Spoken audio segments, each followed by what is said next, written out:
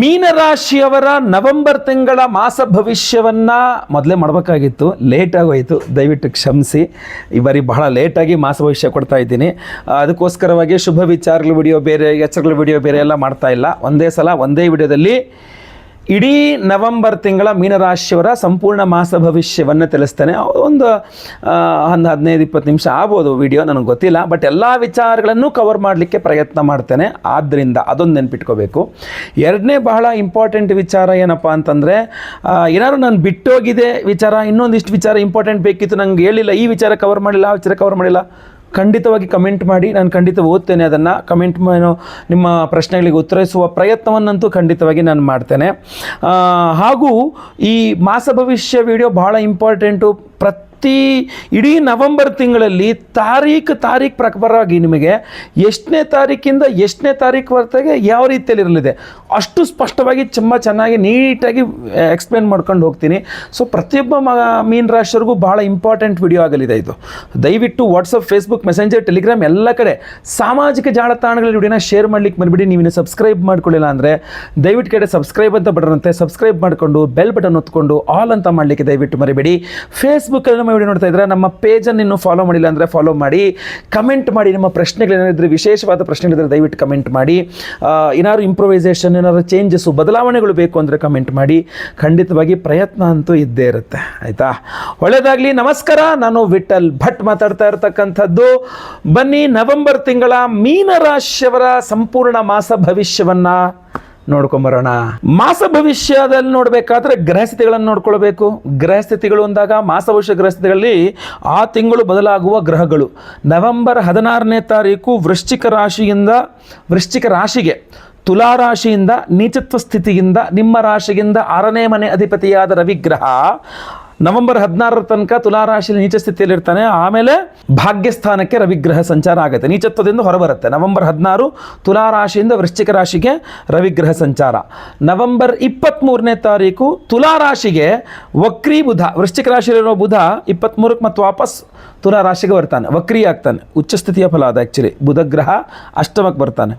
26ನೇ ತಾರೀಕು ನವೆಂಬರ್ ವೃಶ್ಚಿಕ ರಾಶಿಗೆ ಶುಕ್ರ ಗ್ರಹ ಹೋಗ್ತಾನೆ. 2ನೇ ತಾರೀಕಿಂದ 22ನೇ ತಾರೀಕಿನ ತನಕ ತುಲಾ ರಾಶಿಯಲ್ಲಿ ಸ್ವಸ್ಥಾನದಲ್ಲಿದ್ದ ಶುಕ್ರ 26ನೇ ತಾರೀಕಿಂದ ವೃಶ್ಚಿಕ ರಾಶಿಗೆ ಹೋಗ್ಬಿಡ್ತಾನೆ. ಯಾರು? ಶುಕ್ರ ಗ್ರಹ. ಮೂರೇ ಇಂಪಾರ್ಟೆಂಟ್. ರವಿ, ಆಮೇಲೆ ಬುಧ, ಆಮೇಲೆ ಶುಕ್ರ, ಇದು ಮೂರೇ ಗ್ರಹಗಳು ಪ್ರಧಾನವಾದ ಸಂಚಾರ ಆಯ್ತಲ್ವಾ ಈ ಒಂದು ನವೆಂಬರ್ ತಿಂಗಳಲ್ಲಿ. ಇದನ್ನು ಆಧರಿಸಿಕೊಂಡು ಒಂದೊಂದಾಗಿ ನೋಡ್ಕೊಂಡು ವಿಭಜನೆ ಮಾಡ್ಕೊಂಡು ಹೋಗ್ಬೇಕು. ಮೊದಲನೇದಾಗಿ ಆರೋಗ್ಯ. ಮೀನ ರಾಶಿಯವರ ಆರೋಗ್ಯ ಹೇಗಿರಲಿದೆ ಈ ಒಂದು ನವೆಂಬರ್ ತಿಂಗಳಲ್ಲಿ ಅಂತ ನೋಡಿ. ರಾಶ್ಯಾಧಿಪತಿಯಾದಂತಹ ಗುರುಗ್ರಹ ಪಂಚಮದಲ್ಲಿ ಪರಮೋಚ್ಚ ಸ್ಥಿತಿ. ನೀವು ವಿಡಿಯೋ ನೋಡಿದ್ರೆ ನಿಮ್ಗೆ ಗೊತ್ತಿದೆ ಅಂತ ಅಂದ್ಕೊಂಡಿದ್ದೀನಿ. ನವೆಂಬರ್ ತಿಂಗಳಲ್ಲಿ ಮೀನರಾಶಿಯವರಿಗೆ ಗುರುಬಲ ಇದೆ. ಸೊ ಮೀನರಾಶಿಯವರ ಆರೋಗ್ಯದ ವಿಚಾರವಾಗಿ ಯೋಚನೆ ಮಾಡುವ ಅವಶ್ಯಕತೆ ತೀರಾ ಇಲ್ಲ. ಯಾಕೆಂದರೆ ರಾಶ್ಯಾಧಿಪತಿಯೇ ಪರಮೋಚ್ಚ ಸ್ಥಿತಿಯಲ್ಲಿದ್ದಾಗ ಮೀನರಾಶಿಯವರಿಗೆ 110% ಪೂರ್ಣ ಗುರುಬಲ, ಪವರ್ಫುಲ್ ಗುರುಬಲ. ರಾಶ್ಯಾಧಿಪತಿಗೆ ಪರಮೋಚ್ಚ ಸ್ಥಿತಿ ಆದ್ದರಿಂದ ಒಳ್ಳೆಯ ಆರೋಗ್ಯ ಇದ್ದೇ ಇರ್ತದೆ. ಇನ್ನು ಆದರೂ ಚಿಕ್ಕ ಪುಟ್ಟ ಅಲ್ಲಿ ಇಲ್ಲಿ ಸಮಸ್ಯೆಗಳು, ಆರೋಗ್ಯ ಬಾಧೆಗಳು ಅಂದರೆ ಅದು ಸ್ವಯಂಕೃತ ಅಪರಾಧದಿಂದ ಮಾಡ್ಕೋಬೇಕಂದ್ರೆ ನೀವೇ ಹೋಗಿ ಎಲ್ಲೋ ಜಾರ್ ಬಿದ್ದೆ, ಗುದ್ದುಕೊಂಡೆ, ಆಕ್ಸಿಡೆಂಟ್ ಆಯಿತು, ಮತ್ತೊಂದಾಯಿತು, ಕುಯ್ಕೊಂಡೆ, ತರಕಾರಿ ಮಾಡ್ಬೇಕಾದ್ರೆ ಏನೋ ಹೆಚ್ಚು ಕಡಿಮೆ ಆಯಿತು, ಗೊತ್ತಾಗಲಿಲ್ಲ, ಸುಟ್ಕೊಂಡೆ, ಈ ಥರ ಏನಾದ್ರು ನೀವು ಆರೋಗ್ಯ ಹಾಳು ಮಾಡ್ಕೊಳ್ಬೇಕೇ ವಿನಃ ಸಹಜ ಸ್ವಾಭಾವಿಕವಾಗಿ ಆರೋಗ್ಯ ಹಾಳಾಗ್ತಕ್ಕಂಥದ್ದಿಲ್ಲ ಮೀನರಾಶಿಯವರಿಗೆ. ಜೊತೆಗೆ 16ನೇ ತಾರೀಕಿನ ತನಕ ಅಷ್ಟಮದಲ್ಲಿ ನೀಚ ಸ್ಥಿತಿಯಲ್ಲಿ ರವಿಗ್ರಹ. ಮೀನರಾಶಿಯವರಿಗೆ ಏನಾಗ್ಬಿಡುತ್ತೆ, ಷಷ್ಠಾಧಿಪತಿ ಅಷ್ಟಮದಲ್ಲಿ ನೀಚ ಸ್ಥಿತಿಯಲ್ಲಿ ಮೊದಲ 2 ವಾರಗಳು. ಸೊ ಅದೊಂದು ಸ್ವಲ್ಪ ನಿಮಗೆ ಆರೋಗ್ಯ ಬಾಧೆಯನ್ನು ಚಿಕ್ಕ ಪುಟ್ಟದಾಗಿ ಕೊಡ್ಬೋದು. ಸ್ವಲ್ಪ ತಲೆನೋವು, ಕಣ್ಣು ಈ ಥರ ಕೊಡ್ಬೋದು. ಬಲಗಣ್ಣು ವಿಶೇಷವಾಗಿ ಅದರೋದು, ಬಲಗಣ್ಣು ಬರೋದು ಆಗ್ಬೋದು, ಸಾಧ್ಯತೆಗಳಿದ್ದಾವೆ, ತಳ್ಳಿ ಹಾಕುವಂತಿಲ್ಲ. ಬಟ್ ನಂತರ ಅದು ಕೂಡ ಇರಲ್ಲ. ಸೊ ಆದ್ದರಿಂದ ಓವರಾಲ್ ಆಗಿ ಆರೋಗ್ಯದ ಬಗ್ಗೆ ತೀರಾ ತಲೆ ಕೆಡಿಸ್ಕೊಳ್ಳೋಕೆ ಹೋಗೋ ಅವಶ್ಯಕತೆ ಇಲ್ಲ. ಬಟ್ ಎಚ್ಚರಿಕೆ ಅನ್ನುವಂಥದ್ದು ಇರಬೇಕಾಗ್ತದೆ. ಎಲ್ಲಂದ್ರಲ್ಲಿ ಏನಂದ್ರದು ತಿನ್ನದೇನೆ ಸಮಯಕ್ಕೆ ಸರಿಯಾಗಿ ಆಹಾರ ಸೇವನೆ, ಕಣ್ಣು ತುಂಬ ನಿದ್ದೆ, ಉತ್ತಮವಾದ ವ್ಯಾಯಾಮ, ಉತ್ತಮವಾದಂತಹ ಜೀವನ ಪದ್ಧತಿ, ಇದನ್ನು ದಯವಿಟ್ಟು ಅಳವಡಿಸ್ಕೊಳ್ಳಿ. ಚೆನ್ನಾಗಿದೆ ಅಂದ ತಕ್ಷಣ ನಿಮ್ಮ ರಾಶಿಯಲ್ಲೇ ಶನಿ ಇರ್ತಾನೆ, ಅಷ್ಟಮದಲ್ಲಿ ನೀಚ ಸ್ಥಿತಿಯಲ್ಲಿ ರವಿ ಇರ್ತಾನೆ ಅಂದರೆ ನೀವೊಂಚೂರು ಲೇಸಿನೆಸ್ ಮಾಡಿದ್ರೆ ಅಟ್ಯಾಕ್ ಆಗಿಬಿಡುತ್ತೆ ಎಲ್ಲ ಅನಾರೋಗ್ಯಗಳು ಸಹ. ಆದ್ದರಿಂದ ಹೇಳಿದೆ. ಇನ್ನು ಆರೋಗ್ಯದ ನಂತರ ಬರ್ತಕ್ಕಂಥದ್ದು ಉದ್ಯೋಗ ಯಾವ ರೀತಿಯಲ್ಲಿ ಇರಲಿದೆ ಅಂತ. ಉದ್ಯೋಗಾಧಿಪತಿಯ ಅಂದರೆ ಕರ್ಮಾಧಿಪತಿಯಾದ ಗುರುಗ್ರಹನೇ ನಿಮಗೆ ಪಂಚಮದಲ್ಲಿ ಪರಮೋಚ್ಚ ಸ್ಥಿತಿ. ನವೆಂಬರ್ನಲ್ಲಿ ಸಾಡೆ ಸಾತಿ ಇರ್ಬೋದು, ಈ ಜನ್ಮ ಶನಿ, ಏನು ಸಮಸ್ಯೆ ಬೇಕಾದ್ರೆ ಇರ್ಬೋದು ನಿಮಗೆ.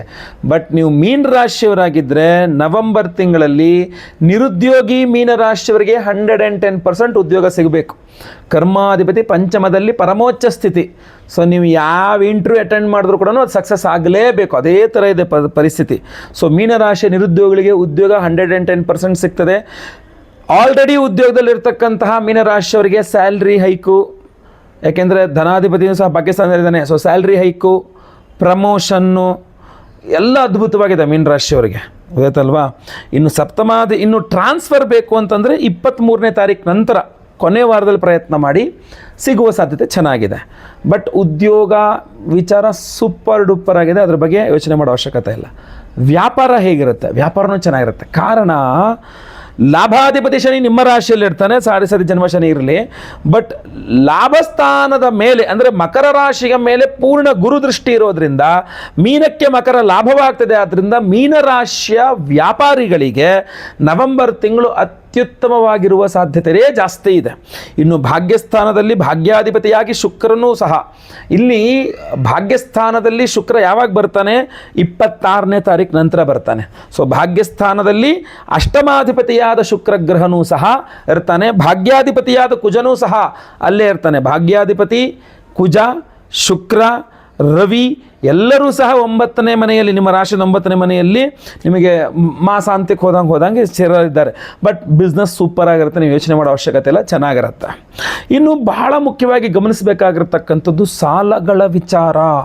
ಸೊ ಈ ನವೆಂಬರ್ ತಿಂಗಳು, ಯಾಕೆಂದರೆ ಷಷ್ಟ್ಯಾಧಿಪತಿ ಅಷ್ಟಮದಲ್ಲಿ ನೀಚ ಅಂದರೆ ಸಾಲಗಳ ಮೇಲೆ ಹೊಡೆತ ಕೊಡ್ತಕ್ಕಂಥದ್ದು, ಪ್ರಭಾವ ಬೀರೋದೇ ಸಾಲಗಳ ಮೇಲೆ.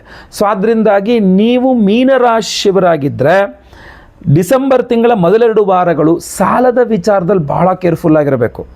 ನೀವು ಈಗ ತುಂಬ ಸಾಲ ಮಾಡ್ಕೊಂಬಿಟ್ಟಿದ್ದೀರಾ ಅಂದರೆ ತೀರ್ಸು ಅಂತ ತಲೆ ಮೇಲೆ ಕುತ್ಕೊಂಡ್ಬಿಡ್ತಾರೆ. ಎಲ್ಲೂ ಬೇರೆ ಕಡೆ ಸಾಲ ಮಾಡೋರು ಇವ್ರನ್ನ ತೀರ್ಸೋಣ ಅಂದರೆ ಎಲ್ಲೂ ಹೊರಗಡೆ ಹುಟ್ಟುತ್ತಾ ಇರಲ್ಲ ಸಾಲ.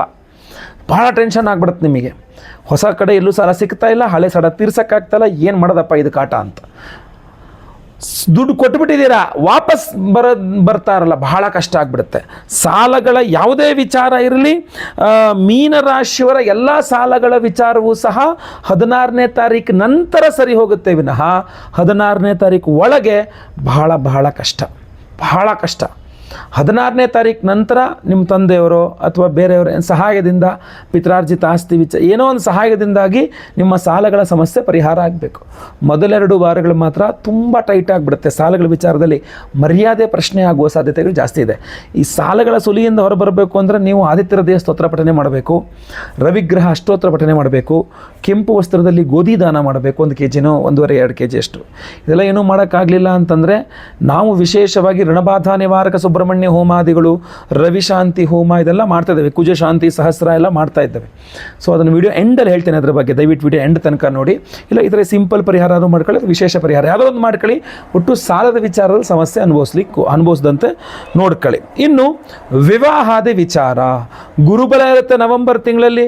9ನೇ ಮನೆಯಲ್ಲಿ ಭಾಗ್ಯಸ್ಥಾನದಲ್ಲಿ ಭಾಗ್ಯಾಧಿಪತಿಯೊಂದಿಗೆ ಸಪ್ತಮಾಧಿಪತಿಯ ಯುತಿ ಇರುತ್ತಲ್ಲ, ಅಂದರೆ ಬುಧಗ್ರಹಣ ಯುತಿ, ಹಾಗೂ ಪಂಚಮದಲ್ಲಿ ಗುರುಬಲ. ಸೊ ಅದರಿಂದಾಗಿ ನವೆಂಬರ್ ತಿಂಗಳಲ್ಲಿ ಮೀನರಾಶಿ ಅವಿವಾಹಿತರು ಒಂಥರ ಕೊನೆಯ ಚಾನ್ಸ್ ಇದ್ದಂಗೆ ಒಂದ್ಸಲ ಪ್ರಯತ್ನ ಮಾಡೋಣ, ಏನೋ ಒಂದು ಅದೃಷ್ಟ ಅನ್ನೋ ರೀತಿಯಲ್ಲಿ ಮಾಡಿದ್ರೆ ನಿಜವಾಗ್ಲೂ ಅದೃಷ್ಟವಶಾತ್ ಅವಿವಾಹಿತ ಮೀನರಾಶಿಯವರಿಗೆ ವಿವಾಹ ಯೋಗ ಇದೆ. ಆಲ್ರೆಡಿ ಮದುವೆ ಆಗಿರತಕ್ಕಂಥವರಾದರೆ ಜಗಳ ಮನಸ್ತಾಪ ಏನೇ ಇದ್ದರೂ ಮೀನರಾಶಿಯವರು ಖಂಡಿತವಾಗಿ ಮಾತಾಡಿಕೊಂಡು ಸುಧಾರಿಸ್ಕೊಳ್ಬಹುದು. ನಿಮ್ಮ ಪ್ರಾಧಾನ್ಯತೆ ಬಹಳ ಜಾಸ್ತಿ ಆಗಿರುತ್ತೆ. ಅದರಿಂದಾಗಿ ನಿಮ್ಮ ದಾಂಪತ್ಯ ಕಲಹಗಳಲ್ಲಿ ನಿಮ್ಮ ಪ್ರಾಧಾನ್ಯತೆಯಿಂದಾಗಿ ಆದರೂ ನಿಮ್ಮ ಸಮಸ್ಯೆಗಳು ಪರಿಹಾರವಾಗುತ್ತೆ. ಸೊ ಇಂಥ ಒಂದು ಅದ್ಭುತವಾದಂಥ ಅವಕಾಶ, ದಾಂಪತ್ಯ ಸಮಸ್ಯೆಗಳನ್ನು ಪರಿಹಾರ ಮಾಡ್ಕೊಳ್ತಕ್ಕಂಥದ್ದು ಬಿಡಬೇಡಿ. ಇನ್ನು ಪಿತ್ರಾರ್ಜಿತ ಆಸ್ತಿಯ ವಿಚಾರಗಳು ಬಹಳ ವಿಶೇಷವಾದಂಥ ವಿಚಾರಗಳು ತಿಳಿಸ್ಬೇಕು. ನಿಮ್ಗೆ ಏನಾದ್ರು ಪಿತ್ರಾರ್ಜಿತ ಆಸ್ತಿ ವ್ಯವಹಾರಗಳಿದೆ ಅಂತ ಆದರೆ ದಯವಿಟ್ಟು 16ನೇ ತಾರೀಕು ಒಳಗಡೆ ಅದನ್ನು ಸಾರ್ಟ್ ಔಟ್ ಮಾಡ್ಕೊಬಿಟ್ರೆ, ಫಿಕ್ಸ್ ಮಾಡ್ಕೊಂಡು ಫೈನಲ್ ಮಾಡ್ಕೊಂಬಿಟ್ರೆ ತುಂಬ ಅನುಕೂಲ ಆಗುತ್ತೆ. ನೀವು 16ನೇ ತಾರೀಕು ದಾಟಿತು ಅಂತ ಆದರೆ ರವಿಗ್ರಹ ಭಾಗ್ಯಸ್ಥಾನಕ್ಕೆ ಬಂದ್ಬಿಡ್ತಾನೆ, ನೀಚತ್ವದಿಂದ ಭಾಗ್ಯಸ್ಥಾನಕ್ಕೆ ಬಂದ್ಬಿಡ್ತಾನಲ್ಲ, 9ನೇ ಮನೆಯಲ್ಲಿ ರವಿ ತುಂಬ ನೆಗೆಟಿವ್ ಕೊಟ್ಬಿಡ್ತಾನೆ. ಪಿತ್ರಾರ್ಜಿತ ಆಸ್ತಿ ವಿಚಾರದಲ್ಲಿ ಮುಖ್ಯವಾಗಿ ತಂದೆಯ ವಿಚಾರದಲ್ಲಿ ತಂದೆಯವರು ಒಂದು ಸ್ವಲ್ಪ ನಿಮ್ಮ ವಿರುದ್ಧವಾಗಿ ಮಾತಾಡಬಹುದು, ತಂದೆಯವರು ನಿಮಗೆ ಏನೋ ಜಗಳ ಮನಸ್ತಾಪಗಳು ಮಾಡಬಹುದು, ಪಿತ್ರಾರ್ಜಿತ ಆಸ್ತಿ ಸೆಟ್ಲ್ ಆಗಿದ್ದ ಮತ್ತೆ ಹಾಳು ಮಾಡಬಹುದು. ಸೊ ಅದರಿಂದ 16 ಒಳಗಡೆ ಫೈನಲೈಸ್ ಮಾಡ್ಕೊಂಬಿಡಿ, ಇನ್ನೇನು ಮಾತುಕತೆ ಇಲ್ಲ ಇದರಲ್ಲಿ ಅನ್ನೋ ಥರ ಸೀಲ್ ತೊಗೊಂಡ್ಬಿಟ್ರೆ ತುಂಬ ಅನುಕೂಲ. ಇಲ್ಲ ಅಂದರೆ ಇನ್ನೊಂದು 2 ತಿಂಗಳು ಮುಂದೆ ಹಾಕಬೇಕಾಗತ್ತೆ ಮಾತುಕತೆಯನ್ನು, ಅದ್ರ ಬಗ್ಗೆ ನೆನಪಿಟ್ಕೊಳ್ಳಿ. ಇನ್ನು ಬಹಳ ಮುಖ್ಯವಾಗಿ 16ನೇ ತಾರೀಕು ನಂತರ ತಂದೆಯವರ ಆರೋಗ್ಯದ ಬಗ್ಗೆ, ತಂದೆಯೊಂದಿಗಿನ ಬಾಂಧವ್ಯದ ಬಗ್ಗೆ ತುಂಬ ವಿಶೇಷವಾದ ಕಾಳಜಿ ವಹಿಸಬೇಕಾಗತ್ತೆ. ತಾಯಿಯ ಆರೋಗ್ಯ ಚೆನ್ನಾಗಿ ಇಲ್ಲದೋದ್ರೂ ಕೂಡ ಚೆನ್ನಾಗಿ ಆಗುವ ಸಾಧ್ಯತೆ ಚೆನ್ನಾಗಿದೆ. ಹುಷಾರಿಲ್ಲ ಅಮ್ಮಂಗೆ ಬಟ್ ಹುಷಾರಾಯಿತು ಅಂತ, ಬಟ್ ಅಪ್ಪನ ವಿಚಾರ ಸ್ವಲ್ಪ ವ್ಯತ್ಯಾಸ ಆಗ್ತದೆ. ಯಾಕೆಂದರೆ ಅವ್ರ ಆರೋಗ್ಯ ಓಕೆ, ಬಟ್ ಅವರ ಬಾಂಧವ್ಯ ಹಾಳಾಗೋದು, ಅಪ್ಪನ ಜೊತೆಗೆ ಜಗಳ, ಇದೆಲ್ಲ ಸ್ವಲ್ಪ ಜಾಸ್ತಿ ಕಂಡು ಬರ್ತಾ ಇದೆ. ಇದ್ರ ಬಗ್ಗೆ ಹೆಚ್ಚಿನದಂತಹ ಗಮನವನ್ನು ನೀವು ವಹಿಸಿದ್ರೆ ತುಂಬ ಒಳ್ಳೆಯದು. ಸಂತಾನಾದಿ ವಿಚಾರಗಳಲ್ಲಿ ಪಂಚಮದ ಗುರು ನಿಮಗೆ ಸಹಾಯ ಮಾಡೋದಿಲ್ಲ. ಸೊ ಅದರಿಂದ ಮೀನರಾಶಿಯವರು ಸಂತಾನದ ವಿಚಾರಗಳಲ್ಲಿ, ಈಗ ಸಂತಾನ ಇಲ್ಲದ ಮೀನರಾಶಿಯವರಿಗೆ ಸಂತಾನಕ್ಕೋಸ್ಕರ ಪ್ರಯತ್ನ ಮಾಡ್ತೇನೆ ಅಂತಂದರೆ ಪಂಚಮದ ಗುರು ನಿಮಗೆ ಕಾರಕೋ ಭಾವ ನಾಶಾಯ ಅನ್ನುವ ವಾಕ್ಯ ಬರ್ತದೆ. ಆದ್ದರಿಂದ ನಿಮಗೆ ಸಂತಾನದ ವಿಚಾರದಲ್ಲಿ ಅನುಕೂಲ ಮಾಡಿ ಕೊಡುವ ಸಾಧ್ಯತೆ ಸ್ವಲ್ಪ ಕಮ್ಮಿ ನನ್ನ ಪ್ರಕಾರ. ಸೊ ಆದ್ದರಿಂದ ಓಕೆ, ಬಟ್ ಏನೇ ಆಗಲಿ ವೈಯಕ್ತಿಕ ಜಾತಕ ಪರಿಶೀಲನೆ ಮಾಡಿಸ್ಕೊಳ್ಳೋದು ಚಿಟಿಕೆ ಅಲ್ಲ, ಚಪ್ಪಾಳೆ ಸಂತಾನ. ಆದ್ದರಿಂದಾಗಿ 2 ಜಾತಕ ನೋಡಬೇಕಾಗ್ತದೆ, ಗಂಡ ಹೆಂಡತಿ ಇಬ್ಬರದು ಸಹ. ಇನ್ನು ಬಹಳ ಮುಖ್ಯವಾಗಿ ನೀವು ರಿಯಲ್ ಎಸ್ಟೇಟ್ ಮಾಡೋರಾಗಿದ್ದರೆ ಅಥವಾ ನೀವು ಮೀನ ರಾಶಿಯವರಾಗಿದ್ದು ಎಲೆಕ್ಟ್ರಿಕ್ಸ್ ಆ್ಯಂಡ್ ಎಲೆಕ್ಟ್ರಾನಿಕ್ಸ್ ರಿಲೇಟೆಡ್ ಬಿಸ್ನೆಸ್ಗಳು ಮಾಡ್ತಕ್ಕಂಥವ್ರು, ಅದೇ ವೃತ್ತಿಯಲ್ಲಿರ್ತಕ್ಕಂಥವ್ರು, ಸಾಫ್ಟ್ವೇರ್ ಇಂಜಿನಿಯರ್ಗಳು, ರೈತರು, ಹೋಟೆಲ್ ಬಿಸ್ನೆಸ್ ಮಾಡ್ತಾ ಇರ್ತಕ್ಕಂಥವ್ರು, ಜನರಲ್ ಸ್ಟೋರ್ಸ್ ಇಟ್ಕೊಂಡಿರ್ತಾವೆ, ಯಾವುದೇ ಮೀನರಾಶಿಯವರು ನೀವು ಆಗಿದ್ದರೂ ಕೂಡ ಸಹ ಈ ಒಂದು ತಿಂಗಳು ತುಂಬ ಚೆನ್ನಾಗಿದೆ ಅಂತಲೇ ಹೇಳಬೇಕು. ಅಂತಂದರೆ ಅದು ಈ ನವೆಂಬರ್ ತಿಂಗಳು ತುಂಬ ಚೆನ್ನಾಗಿದೆ ನಿಮಗೆ ಅಂತ ಹೇಳಬೇಕು. ಏನು ತೊಂದರೆ ಆಗಲಿಕ್ಕೆ ಸಾಧ್ಯತೆಗಳು ತುಂಬ ಕಮ್ಮಿ. ಇನ್ನು ನೀವೇನಾದರೂ ಈ ಫಿನಾನ್ಸ್ ರಿಲೇಟೆಡ್ ಆಗಿರತಕ್ಕಂತಹ ಜಾಬ್ಗಳಲ್ಲಿದ್ದರೂ ಕೂಡ ನಿಮಗೆ ನವೆಂಬರ್ ತಿಂಗಳು ಚೆನ್ನಾಗೇ ಇರ್ತದೆ, ಅಂಥದ್ದೇನು ತೊಂದರೆ ಕೊಡ್ತಕ್ಕಂಥದ್ದಿಲ್ಲ. ಸ್ವಲ್ಪ ಪ್ರೆಷರ್ ಇರ್ತದೆ 16ನೇ ತಾರೀಕಿನ ತನಕ, ಬಟ್ ಅದರ ನಂತರ ಅದೆಲ್ಲ ಸಾರ್ಟ್ ಔಟ್ ಆಗುತ್ತೆ, ಏನು ಯೋಚನೆ ಮಾಡೋ ಅವಶ್ಯಕತೆ ಇಲ್ಲ. ವಿಶೇಷವಾದಂತಹ ಪರಿಹಾರಗಳು, ಯಾಕೆಂದರೆ ಸಿಂಪಲ್ ಆಗಿ ನೋಡಿದಾಗ ಇಡೀ ಮೀನರಾಶಿಯವರಿಗೆ ಇಡೀ ಎಂಥದ್ದು ನವೆಂಬರ್ ತಿಂಗಳಲ್ಲಿ ಸುಬ್ರಹ್ಮಣ್ಯನ ಆರಾಧನೆಯ ಪ್ರಾಮುಖ್ಯತೆ ಕಂಡುಬರ್ತಾ ಇದೆ. ಇನ್ನು ಲಕ್ಷ್ಮೀನಾರಾಯಣ ಅಂದರೆ ವಿಷ್ಣು ಸಹಸ್ರನಾಮ ಇತ್ಯಾದಿಗಳು ಪಠನ ಮಾಡಿಕೊಂಡ್ರೆ ತುಂಬ ಒಳ್ಳೆಯದು. ಲಕ್ಷ್ಮೀ ಅಷ್ಟೋತ್ತರಗಳು, ಇದು ಸಿಂಪಲ್ ಆದಂತಹ ಪರಿಹಾರವಾಗಿರುತ್ತೆ. ಇನ್ನು ಬಹಳ ಪ್ರಮುಖವಾಗಿ ಕುಜ ಅಂದರೆ ಸುಬ್ರಹ್ಮಣ್ಯನ ದೇವಸ್ಥಾನಕ್ಕೆ ಹೋಗಿ ಕುಂಕುಮಾರ್ಚನೆ ಮಂಗಳವಾರಗಳಲ್ಲಿ ಮಾಡಿಸ್ಕೊಂಡ್ಬರ್ತಕ್ಕಂಥದ್ದು ಉತ್ತಮವಾಗಿರ್ತದೆ. ಇದೆಲ್ಲ ಇರಲಿ. ವಿಶೇಷವಾದ ಪರಿಹಾರ ನೀವು ಮಾಡ್ತಕ್ಕಂಥದ್ದು ಯಾವುದಿದೆ ಅದರ ಬಗ್ಗೆ ಹೇಳಿ ಅಂತಂದರೆ, ವಿಶೇಷವಾದಂತಹ ಪರಿಹಾರವನ್ನು ವಿಶೇಷವಾದ ದಿನಗಳಲ್ಲೇ ಮಾಡಬೇಕಲ್ವಾ. ಕಾರ್ತೀಕ ಪೌರ್ಣಿಮೆ, ಕಾರ್ತೀಕ ಮಾಸದ ಹುಣ್ಣಿಮೆ, ಅದಕ್ಕಿಂತ ವಿಶೇಷ ದಿನ ಇನ್ಯಾವುದಿರುತ್ತೆ? ಎಸ್, ನವೆಂಬರ್ 5ನೇ ತಾರೀಕು ಬುಧವಾರ ಕಾರ್ತೀಕ ಪೌರ್ಣಿಮಾ. ಸೊ ಅದರಿಂದ ಅವತ್ತಿನ ದಿವಸ ನಿಮ್ಮೆಲ್ಲರ ಸಮಸ್ಯೆಗಳಿಗೆ, ಈಗ ನಾನಾಗಲೇ ವಿಡಿಯೋದಲ್ಲಿ ಮಾತಾಡಿರ್ತಕ್ಕಂಥ ಸಾಲಬಾಧೆಗಳ ಪರಿಹಾರಕ್ಕೆ ಋಣಬಾಧಾ ನಿವಾರಕ ಸುಬ್ರಹ್ಮಣ್ಯನ ಒಂದು ಹೋಮವನ್ನು ಮಾಡ್ತಾ ಇದ್ದೇವೆ. ಸಾಲಬಾಧೆಗಳನ್ನು ಪರಿಹಾರ ಮಾಡ್ತಕ್ಕಂಥ ಸುಬ್ರಹ್ಮಣ್ಯ, ಯಾಕೆಂದರೆ ಸಾಲದ ವಿಚಾರ ಸುಬ್ರಹ್ಮಣ್ಯನ ರಿಲೇಟೆಡ್ ಆಗೇ ಇರ್ತದೆ. ಸೊ ಅದರಿಂದ ಸುಬ್ರಹ್ಮಣ್ಯನ ಅದು ವಿಶೇಷವಾಗಿ ಋಣಬಾಧಾ ನಿವಾರಕ ಸುಬ್ರಹ್ಮಣ್ಯನ ಆರಾಧನೆ, ಸಾಲಗಳ ವಿಚಾರಕ್ಕೆ ಎಲ್ಲ ರೀತಿಯಲ್ಲಿ ಅನುಕೂಲ ಆಗುತ್ತೆ. ಸೊ ಅವತ್ತಿನ ದಿವಸ ನಾವು ನವೆಂಬರ್ 5ನೇ ತಾರೀಕು ಋಣಬಾಧಾ ನಿವಾರಕ ಸುಬ್ರಹ್ಮಣ್ಯ ಹೋಮವನ್ನು ಮಾಡ್ತಾ ಇದ್ದೇವೆ. ಆಮೇಲೆ ಲಕ್ಷ್ಮೀನಾರಾಯಣ ಹೃದಯ ಹೋಮವನ್ನು ಮಾಡ್ತಾ ಇದ್ದೇವೆ. ಲಕ್ಷ್ಮೀನಾರಾಯಣ ಹೃದಯ ಹೋಮ ಅಂತಂದ್ರೆ ಅಲ್ಲಿ ಲಕ್ಷ್ಮೀ ಹೃದಯ, ನಾರಾಯಣ ಹೃದಯ, ಇದೆರಡು ಸ್ತೋತ್ರಗಳನ್ನು ಹೇಳಿ ಯಾವ ವಿಧದಲ್ಲಿ ಅಂತಂದ್ರೆ ಕಮಲ ಪುಷ್ಪಗಳಲ್ಲಿ, ತಾವರೆ ಹೂವು ಅಂತೀವಲ್ಲ, ತಾವರೆ ಹೂವನ್ನು ಅರಳಿಸಿ ಅದನ್ನು ಜೇನುತುಪ್ಪದಲ್ಲಿ ಅದ್ದಿ ಲಕ್ಷ್ಮೀನಾರಾಯಣದ ಮಂತ್ರಗಳಿಂದ ಹೋಮವನ್ನು ಮಾಡ್ತೇವೆ. ಸೊ ಅದರಿಂದ ಆರ್ಥಿಕ ಬಾಧೆ, ಸಾಲ ಬಾಧೆಗಳಂತೂ 100%. ಆಮೇಲೆ ಲಕ್ಷ್ಮೀನಾರಾಯಣ ಹೃದಯ ಹೋಮದಿಂದ ಸರ್ವಸ್ವೂ ಸಿದ್ಧಿ ಆಗ್ತದೆ ಅಂತ ಹೇಳ್ತದೆ. ಕಾರ್ತೀಕ ಪೌರ್ಣಿಮೆ ಬುಧವಾರ ಲಕ್ಷ್ಮೀನಾರಾಯಣ ಹೃದಯ ಹೋಮ ಕಮಲ ಪುಷ್ಪಗಳಲ್ಲಿ. ಆರ್ಥಿಕ ಬಾಧೆ, ಆರೋಗ್ಯ ಬಾಧೆ, ವಿವಾಹ, ದಾಂಪತ್ಯ, ಸಂತಾನ, ಯಾಕೆಂದರೆ ಜಾಯತೆ ಶ್ರೀಪತಿ ಸ್ವಯಂ ಅನ್ನುವ ವಾಕ್ಯವೂ ಸಹ ಲಕ್ಷ್ಮೀನಾರಾಯಣ ಬರುತ್ತೆ. ಶ್ರೀಮನ್ನಾರಾಯಣನೇ ಅಂದರೆ ಸಂತಾನದ ವಿಚಾರದ ಎಲ್ಲ ಬಾಧೆಗಳನ್ನು ಪರಿಹಾರ ಮಾಡಿಕೊಡ್ತಾನೆ ಅಂತ. ಸೊ ಆದ್ದರಿಂದ ಲಕ್ಷ್ಮೀನಾರಾಯಣ ಹೃದಯ ಎಲ್ಲ ರೀತಿ ಓವರ್ ಆಲ್ ಡೆವಲಪ್ಮೆಂಟ್ಗೆ ತುಂಬ ಅನುಕೂಲ ಆಗಲಿದೆ. ಅದರ ಜೊತೆಗೆ ಬಹಳ ಮುಖ್ಯವಾಗಿ ಸಹಸ್ರ ಕುಜ ಶಾಂತಿ ಹೋಮವನ್ನು ಮಾಡ್ತಾ ಇದ್ದೇವೆ. 1008 ಸಂಖ್ಯೆಯಲ್ಲಿ ಕುಜಗ್ರಹಣಿಕೆ ಹೋಮವನ್ನು ಮಾಡಿ, ವಿಶೇಷವಾಗಿ ಕುಜನ ರತ್ನವಾದಂಥ ಹವಳ ಒರಿಜಿನಲ್ ಹವಳವನ್ನು ಕೊಡ್ತಾ ಇದ್ದೇವೆ. ಅದು ಏನು, ತ್ರಿಕೋಣಾಕಾರ ಮಂಡಲ. ಅಂಗಾರಕಂ ಏನು ಸೂರ್ಯಗ್ರಹಸ್ಯ ದಕ್ಷಿಣ ದಿಗ್ಭಾಗೆ ತ್ರಿಕೋಣಾಕಾರ ಮಂಡಲೆ ಅಂಗಾರಕಂ ಅಂತ ಹೇಳ್ತಾರೆ. ಅಂದರೆ ಕುಜನ ಒಂದು ಏನೋ ಯಂತ್ರವೇ ಟ್ರಯಾಂಗಲ್ ಶೇಪ್, ತ್ರಿಕೋಣಾಕಾರ ಅಂತ. ಸೊ ತ್ರಿಕೋಣಾಕಾರದಲ್ಲಿ ಆ ಒಂದು ಹವಳವನ್ನು ಕಟ್ ಮಾಡಿದಾಗ ವಿಶೇಷವಾದ ಪವರ್ ಅದು. ಆ ಒರಿಜಿನಲ್ ಹವಳ ತ್ರಿಕೋಣಾಕಾರದಲ್ಲಿ ಕಟ್ ಮಾಡಿ ಸಹಸ್ರ ಕುಜ ಶಾಂತಿ ಹೋಮದಲ್ಲಿ ಎನರ್ಜೈಸ್ ಮಾಡಿ. ಅಷ್ಟೇ ಅಲ್ಲ, ಕುಜನ ಅಭಿಮಾನಿ ದೇವರು ಯಾರು, ಸುಬ್ರಹ್ಮಣ್ಯ. ನಾವು ಋಣಬಾಧ ನಿವಾರಕ ಸುಬ್ರಹ್ಮಣ್ಯ ಹೋಮವನ್ನು ಮಾಡ್ತಾ ಇದ್ದೇವೆ. ಜೊತೆಗೆ ಲಕ್ಷ್ಮೀನಾರಾಯಣ ಹೃದಯ ಹೋಮದಲ್ಲಿ ಕೂಡ ಎನರ್ಜೈಸ್ ಮಾಡ್ತೇವೆ. ಅಷ್ಟೇ ಅಲ್ಲ, ಜೊತೆಗೆ ನಿಮ್ಮ ಸರ್ಪದೋಷಗಳು, ಸರ್ಪಶಾಪಾತ್ ಕುಲಕ್ಷಯ, ಸರ್ಪದೋಷಗಳಿದ್ದರೆ ಸರ್ಪದೋಷದಿಂದಾಗಿ ನಿಮಗೆ ಏನೇ ಸಮಸ್ಯೆಗಳಾಗ್ತಾ ಇದೆ, ಆರೋಗ್ಯ ವ್ಯವಹಾರಾದಿ ಏನೇ ದೋಷಗಳಿರಲಿ, ಆಶ್ಲೇಷ ಬಲಿ ಪೂಜೆ ಸರ್ಪಶಾಂತಿ ಹೋಮವನ್ನು ಮಾಡಿ, ಅದರಲ್ಲೂ ಕೂಡ ಇದು ಎನರ್ಜೈಸ್ ಆಗಿರುತ್ತೆ. ಜೊತೆಯಲ್ಲಿ ಸಂತಾನ ಗೋಪಾಲ ಕೃಷ್ಣ ಹೋಮವನ್ನು ಮಾಡ್ತಾ ಇದ್ದೇವೆ. ಸಂತಾನ ಇಲ್ಲದವರಿಗೆ ಸಂತಾನ ಆಗಬೇಕು, ಸಂತಾನ ಇರೋರಿಗೆ ಸಂತಾನದ ವಿಚಾರದಲ್ಲಿ, ಮಕ್ಕಳ ವಿಚಾರದಲ್ಲಿ ಏನು ಟೆನ್ಷನ್ ಇದ್ರೂ ಕೂಡ ಅದು ಪರಿಹಾರವಾಗಬೇಕು ಅನ್ನುವ ದೃಷ್ಟಿಯಿಂದ ಸಂತಾನ ಗೋಪಾಲ ಕೃಷ್ಣ ಹೋಮವನ್ನು ಮಾಡ್ತಾ ಇದ್ದೇವೆ. ಗುರು ಶಾಂತಿ ಹೋಮವನ್ನು ಮಾಡ್ತಾ ಇದ್ದೇವೆ. ಗುರುಬಲ ಇಲ್ಲದವರಿಗೆ ಗುರುಬಲ ಸಿಗಬೇಕು, ಗುರುಬಲ ಇರೋರಿಗೆ ಗುರು ಕೆಲಸ ಮಾಡಬೇಕು ಚೆನ್ನಾಗಿ, ಗುರು ಸಂಚಾರ ಬೇರೆ ಮನ್ಮನೆ ಆಗಿದೆ. ಜೊತೆಗೆ ಶನಿ ಶಾಂತಿ ಹೋಮವನ್ನು ಮಾಡ್ತಾ ಇದ್ದೇವೆ. ಯಾವುದೇ ರೀತಿಯ ಶನಿ ಪೀಡೆಗಳಿದ್ರೂ ಪರಿಹಾರ ಆಗಬೇಕು. ನವಗ್ರಹ ಶಾಂತಿ ಹೋಮವನ್ನು ಮಾಡ್ತಾ ಇದ್ದಾವೆ. ಇಷ್ಟೆಲ್ಲ ಹೋಮಗಳನ್ನು ಮಾಡಿ ಈ ವಿಶೇಷವಾದ ಒರಿಜಿನಲ್ ಹವಳ ತ್ರಿಕೋಣಾಕಾರ ಶೇಪ್ನಲ್ಲಿ ಹವಳವನ್ನು ನಿಮಗೆ ಎನರ್ಜೈಸ್ ಮಾಡಿ ನಿಮಗೆ ಸ್ಪೀಡ್ ಪೋಸ್ಟ್ ಮೂಲಕ ಕಳಿಸ್ಕೊಡ್ತೇವೆ. ಎಲ್ಲ ಹೋಮಗಳ ಭಸ್ಮ, ಆಮೇಲೆ ನಾಗಾರಾಧನೆ ಅರಿಶಿನ ಪ್ರಸಾದ, ಜೊತೆಗೆ ಈ ವಿಶೇಷವಾದ ತ್ರಿಕೋಣಾಕಾರ ಮಂಡಲ ಹವಳವನ್ನು ನಿಮಗೆ ನಾವು ಸ್ಪೀಡ್ ಪೋಸ್ಟ್ ಮೂಲಕ ಕಳಿಸ್ಕೊಡ್ತೇವೆ. ಹೋಮದ ಭಸ್ಮ, ನಾಗಾರಾಧನೆ ಅರಿಶಿನ ಹಣೆಯಲ್ಲಿ ಇಟ್ಕೊಳ್ಳಿ. ಹಾಗೂ ಈ ಒರಿಜಿನಲ್ ವಿಶೇಷವಾದಂಥ ಹವಳವನ್ನು ನೀವು ಸಾಧ್ಯವಾದರೆ ಬೆಳ್ಳಿಯಲ್ಲೋ ಬಂಗಾರದಲ್ಲೋ ಉಂಗುರ ಮಾಡಿಸ್ಬೇಕಾದ್ರೆ ಹಾಕೋಬಹುದು, ಇಲ್ಲ ಒಂದು ಲಾಕೆಟ್ ಮಾಡಿ ಕುತ್ತಿಗೆಯಲ್ಲಿ ಹಾಕೋಬಹುದು. ಏನೂ ಮಾಡೋಕ್ಕಾಗಲ್ವಾ, ಏನೂ ತೊಂದರೆ ಇಲ್ಲ. ಇದು ತುಂಬ ಚಿಕ್ಕದಾಗಿದೆ.